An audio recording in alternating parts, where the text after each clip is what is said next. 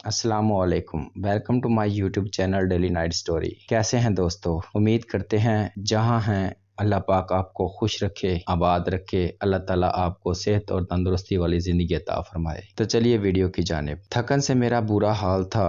पूरे 2.5 घंटे grocery store में गुजार कर सामान से लदे हुए थैले उठाकर जब मैं घर में दाखिल हुआ, मेरे मुंह में जैसे कड़वाहट घुल गई। बाहर सूरज आग बरसा रहा था, मगर ठंडे ठंडे लाउंज में सोफे पर नीम दराज अंकल शहजाद इंतहाई आराम और इन्हमाक से अखबार का मुताला फरमा रहे थे। मेरी आहट महसूस करके उन्होंने अखबार के पीछे से अपना चेहरा नमूदार किया और बड़ी ही वाइड स्माइल दी। मैंने खुद पर कंट्रोल करते हुए इनको सलाम किया, जिसका जवाब देते ही उन्होंने दोबारा अखबार अपने खूबरूद चेहरे के आगे कर लिया। अरे काशिफ, आ गए बेटा। जोहरा खाला किचन से चाय का कप लेकर बरामद हुई, जो उन्होंने अंकल के सामने रख दिया। ठहरो, मैं तुम्हारे लिए चाय लेकर आती हूँ। अरे नहीं खाला, मैं इस सड़ी हुई गर्मी में चाय के नाम से ही घबरा गया। मैं बस चलता हूँ, आप ये सौदा चेक कर लें। मैंने रसीद इन्हें थमा दी। अच्छा, जोहरा खाला ने रसीद थाम ली। मैं तो कह रही थी कि एक कप चाय ही पी लेते। फिर वो जैसे चौंक कर बोली, अरे काशी बेटा, सुबह जब तुम बाहर निकल गए तो मुझे ख्याल आया कि बिजली का बिल तो कब से आया रखा है, अब घर जाते हुए इसे जमा करवा दोगे? वो मुझे मलतजी नज़रों से देखकर बोली, कोई बात नहीं खाला, आप बिल ला दें, मैं अभी जमा करवा देता हूँ। जब तक खाला अंदर से बिल और पैसे निकाल कर लाईं, मैं अखबार के पीछे पोशीदा अंकल शहजाद को देखकर खून के घूंट पीता रहा। अब तमाम अनजान लोग तो मुझको सख्त बदलिहाज और कामचोर समझ रहे होंगे कि एक ज़रा सी ग्रोसरी लाने पर मैं आपे से बाहर हो जाता हूँ। ऐसा नहीं है, असल वजह कुछ और है और साल हा साल से है। वो कहते हैं ना, होता है मेरी जान होता है। तो जनाब, ये ग्रोसरी, ये बिल, ये पोल्ट्री, ये कोई आजकल ये चंद महीनों की बात नहीं है, बल्कि बरसों पुरानी कहानी है। ज़ोहरा खाला मेरी अम्मी की कज़न होती हैं। इनमें और मेरी अम्मी में बड़ी गहरी दोस्ती है। इनके बचपन से इनकी और मेरी अम्मी की शादियां भी तकरीबन आगे पीछे ही हुई थीं। अम्मी बताती हैं, ज़ोहरा खाला अपनी नौजवानी में भी बिल्कुल आम सी खातून हुआ करती थी। सांवली सलोनी, दुबली पतली, न जाने किस तरह इनका जैकपॉट निकल आया। इस वक्त तो इनको ऐसा ही लगा होगा कि इनके लिए अंकल शहजाद का रिश्ता आ गया। अंकल शहजाद फॉरेस्ट ऑफिसर थे और बिला शक व शुबा बेहद हैंडसम थे। किसी हसीन औरत की शादी अगर किसी गए गुजरे से हो जाए तो अच्छी निभ ही जाती है, लेकिन जो अगर कोई आम सी औरत किसी खूबसूरत मर्द के पल्ले बंध जाए तो बस जी, सारी ज़िंदगी ख़तरे की घंटी औरत को अपने कानों में गूंजती महसूस होती है। और अंकल शहजाद तो वजाहत की सबसे ऊंची सीढ़ी पर खड़े थे। फिर ख़ानदानी और पढ़े लिखे ज़ोहरा खाला तो इनकी पुजारन ही बन गई। जाने अंकल शहजाद इस शादी पर राज़ी कैसे हो गए। हालांकि उस वक़्त कई लड़कियां दिल ही दिल में इनकी तलबगार थीं, बस इनके एक इशारे की देर थी। मगर अंकल शहजाद की अम्मा तो सीधा इनका रिश्ता ज़ोहरा खाला के लिए ले गई थी। मेरी अम्मी को तो सारी ज़िंदगी शक रहा कि शहजाद अंकल की अम्मा जान ने जानबूझकर एक से बढ़कर एक हूर शुमाइल लड़की को छोड़कर ज़ोहरा खाला का इंतखाब इसलिए किया था ताकि वो इनके दिल पर राज ना कर सकें और इनका बेटा कभी इनके हाथों से ना निकले। और थोड़े से फ़र्क के साथ बिल्कुल ऐसा ही हुआ। कौन से फ़र्क के साथ? ठहरे, मैं आपको शुरू से बताता हूँ।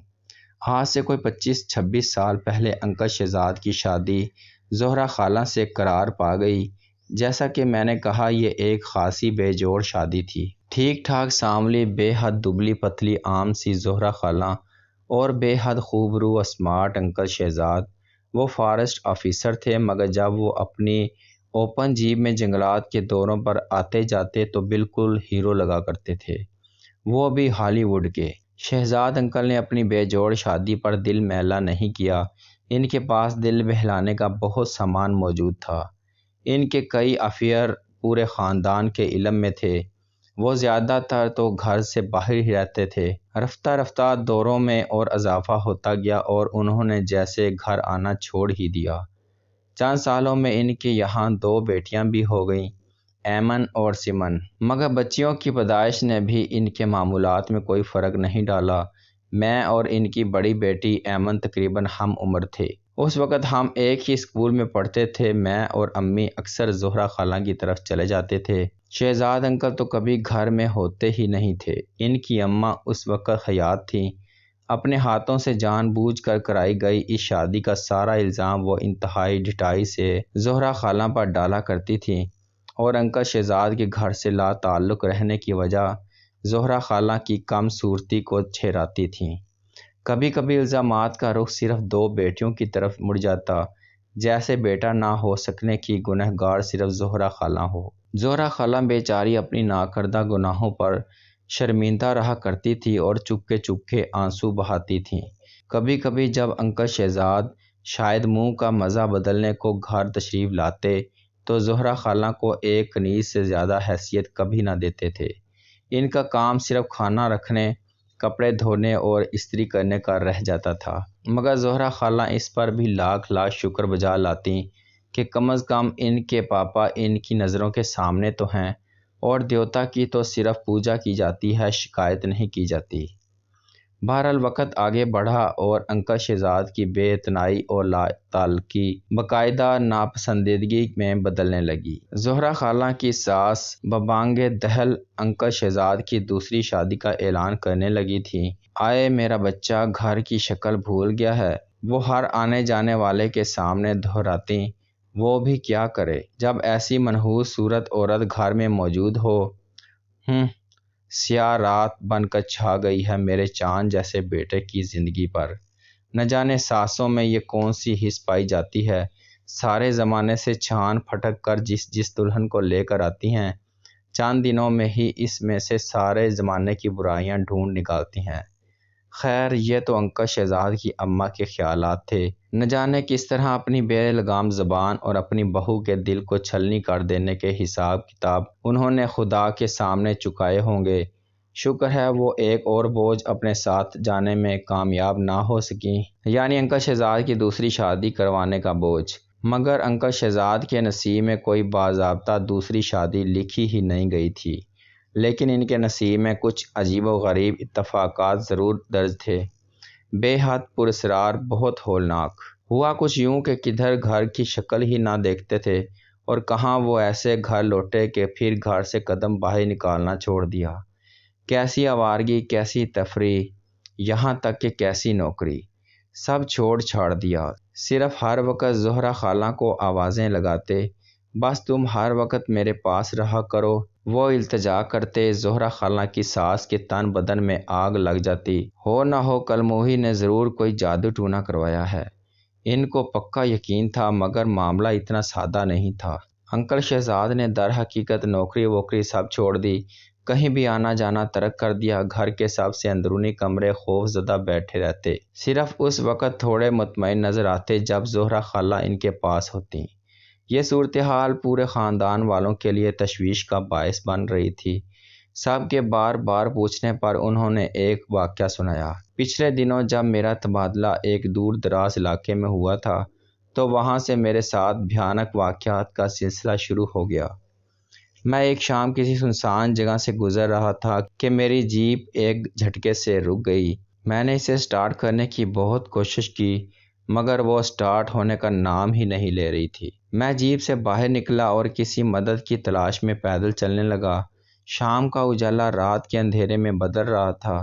میں جانے کہاں نکل آیا تھا۔ چلتے چلتے ایک عجیب احساس ہونے لگا، جیسے میں اکیلا نہیں ہوں، کوئی میرے ساتھ چل رہا ہے۔ میں نے غور کیا تو مجھے باقاعدہ کسی کے لباس کی سرسراہٹ محسوس ہونے لگی۔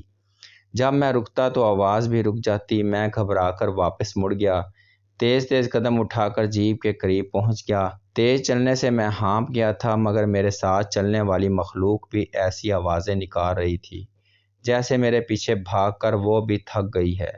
شکر ہے کہ جیپ فوراً سٹارٹ ہو گئی۔ میں آندھی طوفان کی طرح گاڑی بھگاتا گھر آ گیا۔ مجھے رہنے کے لیے جو گھر دیا گیا تھا وہ بہت ہی پرانا تھا۔ اس میں کمرے تو بے شمار تھے، مگر وہ بہت خستہ حال تھا۔ میرا ملازم وہیں کا رہنے والا تھا، وہ میرے لیے کھانا بنا دیتا تھا اور صفائی وغیرہ کیا کرتا تھا۔ میرے رہنے کے لیے اس نے 2 کمرے صاف کر دیے تھے، باقی گھر کھاٹ کباڑ سے بھرا ہوا تھا۔ گھر کے تین طرف بہت بڑا لان تھا جو بالکل اجاڑ تھا۔ اس میں صرف بے تحاشا بڑھی ہوئی جھاڑیاں لگی ہوئی تھیں۔ کئی درخت بھی لگے ہوئے تھے جن کو دیکھ کر اندازہ ہو سکتا تھا کہ بہت قدیم ہیں۔ جب میں سونے لیٹا تو وہ پراسرار واقعہ مجھے یاد آ گیا۔ ویسے تو ڈر اور خوف سے میرا بالکل واسطہ نہیں تھا، مگر ایک عجیب کیفیت مجھے مسلسل محسوس ہو رہی تھی، جیسے کوئی میرے آس پاس موجود ہے۔ کوئی انجانی چیز۔ میرا ملازم میرے برابر کمرے میں سو رہا تھا۔ میں نے سوچا اس کو آواز دوں کہ میرے کمرے میں نیچے اپنا بستر لگا لے، مگر مجھے شرم محسوس ہونے لگی کہ وہ کیا سوچے گا کہ صاحب ڈر رہے ہیں۔ نہ جانے کب مجھے نیند آ گئی اور نہ جانے کس طرح آدھی رات کو میری آنکھ کھل گئی۔ کمرے میں ایک عجیب بو پھیلی ہوئی تھی، بہت ناگوار۔ میں گھبرا کر اٹھ کر بیٹھ گیا۔ اچانک میرے کانوں سے ایک آواز ٹکرانے لگی، ایک چرچراہٹ، جیسے کوئی جھولا جھول رہا ہو اور جھولا بری طرح زنگ آلود ہو۔ آواز رفتہ رفتہ تیز ہو رہی تھی، اتنی تیز کہ کمرے میں دھمک ہونے لگی۔ اسی طرح وہ بدبو بھی تیز ہو رہی تھی، جیسے کچھ چل رہا ہو۔ مجھے یاد آیا یہ بدبو تو شام میں بھی محسوس ہوئی تھی جب میری جیبھ بند ہو گئی تھی۔ میں ڈر سے کانپنے لگا کہ اچانک لائٹ بند ہو گئی۔ کمرے میں گھپ اندھیرا ہو گیا۔ شفیق! میں نے ملازم کو آواز دینے کی کوشش کی، مگر میری آواز کمرے میں ہی گونج کر رہ گئی۔ ہمت کر کے میں بستر سے نکلا، ٹٹول کر کھڑکی تک پہنچ گیا۔ ڈرتے ڈرتے پردہ سرکایا اور اف! میرا دل خوف سے پھٹنے والا ہو گیا۔ سامنے اجاڑ بیابان لان میں اس آدھی رات کو مکمل اندھیرے میں ڈوبے اس پراسرار گھر میں چاند کی مدھم روشنی میں وہ جھولے پر بیٹھی ہوئی تھی، لمبا سفید لباس پہنے، اپنے سارے لمبے بال آگے اپنے چہرے پر ڈالے، سر جھکائے وہ لمبے لمبے جھولے لے رہی تھی۔ میں تھر تھر کانپ رہا تھا۔ مجھ میں اتنی ہمت بھی نہیں تھی کہ پردہ واپس آگے کر دوں۔ اچانک جھولا رک گیا، مگر تیز چرچراہٹ کی آواز ابھی بھی آ رہی تھی۔ جھولے پر بیٹھی ہوئی عورت نے اپنا جھکا ہوا سر آہستہ آہستہ اوپر کرنا شروع کیا، جیسے کوئی سلو موشن کا سین چل رہا ہو۔ پھر اس کے بالوں کے اوٹ میں سے اس کی آنکھیں، سرخ خوفناک آنکھیں، مجھ پر جم گئیں۔ اس کے سیاہ چہرے پر مسکراہٹ نمودار ہو گئی، وارننگ دیتی ہوئی مسکراہٹ، چیلنج دیتی ہوئی مسکراہٹ۔ شاید میں بے ہوش ہو گیا تھا۔ صبح اٹھتے ہی میں نے اپنا سامان الٹا سیدھا پیک کر لیا۔ شفیق میرے اس اچانک فیصلے پر حیران رہ گیا۔ آپ کو ضرور کوئی غلط فہمی ہوئی ہوگی صاحب، ادھر کوئی آسیب واسیب نہیں ہے۔ میں نے کبھی ایسی کوئی چیز نہیں دیکھی۔ وہ اس لیے کہ بھوت اور چڑیلیں رات کے ہم سفر ہوتے ہیں اور تم رات کو گدھے اور گھوڑے بیچ کر سو رہے ہوتے ہو۔ میں نے تلخی سے کہا، پوری رات ایک چڑیل لان میں پکنک مناتی رہی، جھولے جھولتی رہی، تمہیں پتہ نہیں چلا؟ چڑیل؟ جھولا؟ کون سا جھولا صاحب؟ باہر تو کہیں کوئی جھولا نہیں ہے۔ شفیق حیران رہ گیا۔ اچھا کوئی جھولا نہیں ہے تو یہ کیا ہے؟ میں اس کو بازو سے گھسیٹ کر کھڑکی کے پاس لے آیا اور پردہ سرکا دیا۔ اوہ! مجھ کو اپنی آنکھوں پر یقین نہیں آیا۔ لان دور تک بالکل خالی پڑا تھا، وہاں کوئی جھولا نہیں تھا۔ دیکھا صاحب، شفیق نے فاتحانہ انداز میں کہا، ضرور آپ نے کوئی خواب دیکھا ہوگا، مگر مجھے 100% یقین تھا کہ میرے ساتھ پیش آنے والے واقعات وہم نہیں ہیں۔ میں نے شفیق کی ایک نہ سنی اور واپسی کے لیے نکل گیا۔ حالانکہ سورج کی تیز روشنی چاروں طرف پھیل چکی تھی، مگر میرا ڈر دور نہیں ہو رہا تھا۔ بار بار وہ سفید لباس والی مخلوق اور وہ جھولا آنکھوں کے آگے آ رہا تھا، اور وہ منظر جب وہ عورت آہستہ آہستہ سر اٹھا رہی تھی، اس کا بھیانک چہرہ مجھے یاد آ گیا۔ اوہ! صبح میں جلدی میں ریڈیئیٹر میں پانی ڈالنا بھول گیا۔ مجھے خیال آیا میں نے تو جلدی صبح کی وجہ سے ایک کپ چائے بھی نہیں پی تھی۔ میں جیپ سے باہر نکل آیا، شاید کوئی مدد مل جائے۔ ارے یہ تو وہی جگہ ہے۔ تھوڑی دور چل کر مجھے یاد آ گیا جہاں میں کل بھٹک گیا تھا۔ مجھے ایک دم ڈر لگنے لگا۔ میں جلدی سے بھاگ کر جیپ میں آ کر بیٹھ گیا، پھر سے اسے سٹارٹ کرنے کی کوشش کی اور وہ سٹارٹ ہو گئی، مگر اچانک گاڑی میں ایک تیز ہوا پھیل گئی۔ کچھ چلنے کی بدبو، اس بو کو اب میں پہچاننے لگا تھا۔ میرے دل کی دھڑکن پوری طرح تیز ہو گئی۔ وہ میرے برابر بیٹھی ہوئی تھی، اسی طرح لمبے سفید لبادے میں، بال آگے چہرے پر ڈالے۔ میں زندگی میں پہلی مرتبہ زور زور سے چیخنے لگا، ڈرو نہیں، میں تم کو کچھ نہیں کہوں گی۔ اس کی منمناتی ہوئی آواز سنائی دی، میں تم پر عاشق ہو گئی ہوں جب سے تم کو دیکھا ہے۔ مگر میں کیسے نہ ڈرتا، اس کی آواز بھی اس کی صورت کی طرح بہت ڈراؤنی تھی۔ دیکھو تم میرا پیچھا چھوڑ دو، میں تم سے ڈر کر ہی واپس جا رہا ہوں، خدا کے لیے یہاں سے چلی جاؤ۔ میں رونے والا ہو گیا۔ پیچھا تو اب میں کبھی نہیں چھوڑوں گی۔ اس کی خوفناک مسکراہٹ غائب ہو گئی، اس کی آنکھیں غصے میں بھر گئیں۔ میں تم کو چھوڑ کر کبھی نہیں جاؤں گی، کہیں نہیں جاؤں گی۔ نہ جانے کیسے میں نے گھر تک کا سفر طے کیا۔ وہ اسی طرح میرے برابر بیٹھی رہی۔ گھر پہنچ کر وہ ایک دم غائب ہو گئی۔ میں نے کچھ سکون محسوس کیا، مگر وہ تو وہیں تھی میرے ساتھ، صرف وہ کسی کو نظر نہیں آ رہی تھی۔ مگر جیسے ہی میں اکیلا ہوتا وہ آ جاتی، مسکراتے ہوئے، بلا وجہ کہکے لگاتے ہوئے۔ وہ ایک پل کو میری جان نہیں چھوڑتی تھی۔ جب میں واش روم جاتا تو باہر دروازے سے لگ کر کھڑی ہوتی۔ وہ میرے سوا کسی کو نظر نہ آتی اور نہ ہی اس کی آواز کسی کو سنائی دیتی تھی۔ آرام سے کمرے کے کسی کونے میں موجود اپنے بالوں کی اور سے مجھے دیکھتی رہتی تھی، اور کبھی کبھی تو رات کو میری آنکھ کھلتی تو چھت سے الٹی لٹکی میرے اوپر جھکی ہوتی تھی۔ اس نے مجھے اتنا خوفزدہ کر دیا کہ ڈر سے میرا دل بے حد کمزور ہو گیا۔ صرف اس وقت وہ چلی جاتی تھی جب میری بیوی میرے ساتھ ہوتی تھی۔ رقابت کی آگ اس چڑیل سے بالکل برداشت نہیں ہوتی تھی۔ انکل شہزاد نے یہ سارا قصہ تفصیل سے اور ڈر سے کانپتے ہوئے سنا دیا تھا۔ قسمت کے کھیل کتنے نرالے ہوتے ہیں۔ ساری زندگی حسین خواتین سے دل لگی کرنے والا انکل شہزاد ایک سچی عاشق کے ہاتھوں دل کے مریض بن گئے۔ اب کیا کیا جائے؟ جو عاشق ایک چڑیل تھی، ایک عرصے تک جس بیوی کے سائے سے بچتے تھے، اچانک اس کے آنچل میں پناہ مانگنے لگے۔ خیر نہ جانے یہ عجیب پراسرار کھیل کب تک چلتا رہا۔ انکل نے نوکری چھوڑ دی، کہیں آنا جانا بالکل ترک کر دیا۔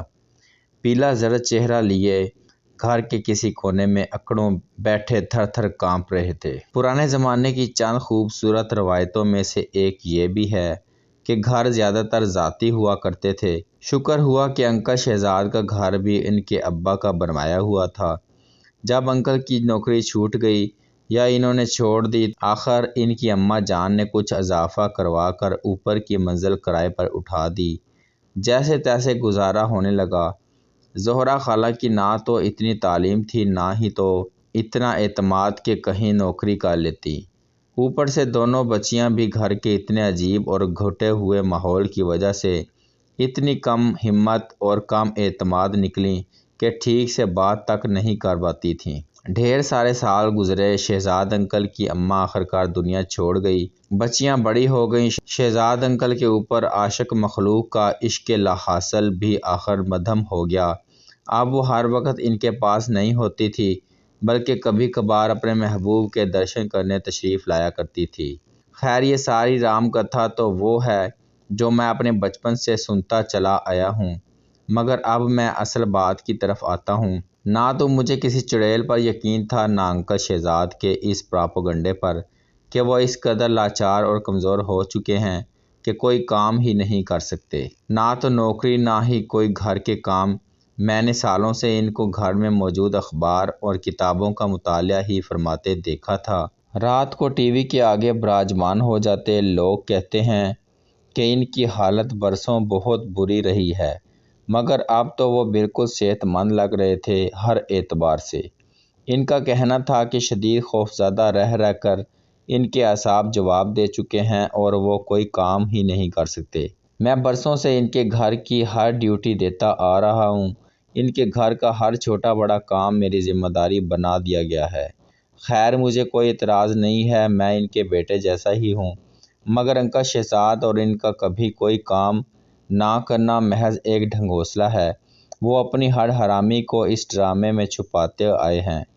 مجھے پکا یقین ہے، ہو سکتا ہے برسوں پہلے کوئی ہلکا پھلکا واقعہ پیش آ گیا ہو، جیسے کہ اکثر لوگوں کے ساتھ پیش آ جاتا ہے، مگر اتنے سالوں تک مسلسل اسی کیفیت میں رہنا ناممکن ہوتا ہے۔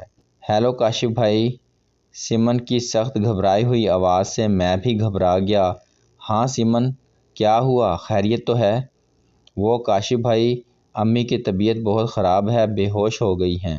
ابو نے کہا ہے آپ کو کہوں ڈاکٹر کو لے آئیں۔ میں زہرہ خالہ کی طبیعت کا سن کر خود بھی پریشان ہو گیا تھا، مگر ابو کا نام سن کر بری طرح تپ گیا۔ تو موصوف ڈاکٹر کو بلانے کی زحمت بھی نہیں کریں گے؟ مفت کا نوکر جو ملا ہوا ہے۔ خیر، خود پر کنٹرول کر کے سمن کو تسلی دی۔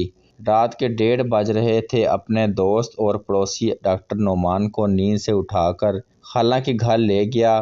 شکر ہے خطرے کی بات نہیں تھی، ان کا بلڈ پریشر ہائی ہو گیا تھا۔ ظاہر ہے ایسے شوہر کے ساتھ زندگی گزار کر بلڈ پریشر تو ہائی ہونا ہی تھا۔ آج پتہ نہیں کیوں مجھے انکل پر ہمیشہ سے زیادہ غصہ آ رہا تھا۔ بے چاری خالہ کتنی کمزور ہو گئی تھیں، اور ایمن اور سمن، ڈری سہمی زرد رنگت والی لڑکیاں، ان میں تو اتنی ہمت بھی نہیں تھی کہ بیمار ماں کو ڈاکٹر کے پاس لے جاتیں۔ سر پر باپ کے موجود ہوتے ہوئے کیا عمر ہوگی اس وقت انکل کی؟ میں نے دل میں حساب لگایا، 52 یا 53 سال۔ وہ بالکل جوان نظر آتے تھے۔ بقول ان کے وہ دل کے مریض بن چکے تھے، مگر وہ ابھی بھی ایک اشارے سے کسی کو بھی درد دل میں مبتلا کر سکتے تھے۔ میں نے ایک زہریلی نگاہ ان پر ڈالی، ان کے صرف چند بال سفید ہوئے تھے، چہرے پر کوئی شکن نہیں تھی۔ میرے ساتھ بیٹھے وہ یقیناً میرے بڑے بھائی لگ رہے ہوں گے، مجھ سے کہیں زیادہ وجیح بڑے بھائی۔ کاشف بھائی، آپ آج یہیں رک جائیں پلیز، امی کی طبیعت ٹھیک نہیں، ڈر لگ رہا ہے، سمن نے التجا کی۔ میں ویسے تو اکثر یہاں آتا جاتا رہتا تھا، مگر رات کو رکنا مناسب نہیں لگ رہا تھا۔ مگر سمن کے پیلے پڑے چہرے کو دیکھ کر مجھے ترس آ گیا۔ چلو ٹھیک ہے، میں امی کو فون کر کے بتا دیتا ہوں۔ سمن مطمئن ہو گئی۔ میرا بستر انکل شہزاد کے کمرے میں لگا دیا گیا۔ میں نے کوفت محسوس تو کی، مگر سارے دن کا تھکا ہوا تھا، اور اس وقت رات کے 3 بج رہے تھے۔ میں لیٹتے ہی سو گیا، مگر رات کو اچانک میری آنکھ کھل گئی، جیسے ہوا کا تیز جھونکا میرے چہرے سے ٹکرا گیا ہو۔ ایک عجیب بو محسوس ہو رہی تھی، جیسے کچھ جل رہا ہو۔ پھر ایک آواز کمرے میں گونجنے لگی، چر چر، جیسے کوئی جھولا جھول رہا ہو، زنگ آلود جھولا۔ میں نے اٹھنے کی کوشش کی، مگر میرا جسم جیسے پتھر کا بن گیا تھا۔ جھولے کی آواز تیز ہونے لگی، میں نے آنکھیں پوری کھول دیں۔ کمرے میں مدھم روشنی پھیلی ہوئی تھی۔ اس ملگجی روشنی میں کوئی اندر داخل ہو گیا، سفید لباس میں، بال آگے ڈالے۔ وہ آہستہ آہستہ انکل شہزاد کی طرف بڑھ رہی تھی۔ میرا دل خوف سے پھٹنے لگا۔ وہ انکل کے قدموں میں بیٹھ گئی، ان کے پیر سہلانے لگی۔ انکل نیند میں کسمسائے۔ اس نے آہستہ سے اپنے منہ سے بال ہٹا دیے۔ انکل شہزاد نے ساری زندگی اس کے بھیانک چہرے کا جو نقشہ کھینچا تھا، وہ تو کچھ بھی نہیں تھا، وہ کہیں زیادہ مکروہ تھی۔ اچانک اس کی سرخ آنکھیں مجھ سے ٹکرائیں۔ میں ڈر سے کانپ رہا تھا۔ وہ مسکرانے لگی، پھر مجھ پر نظر جمائے ہوئے اس نے اپنی کالی سیاہ زبان نکالی اور انکل کے قدموں پر رکھ دی۔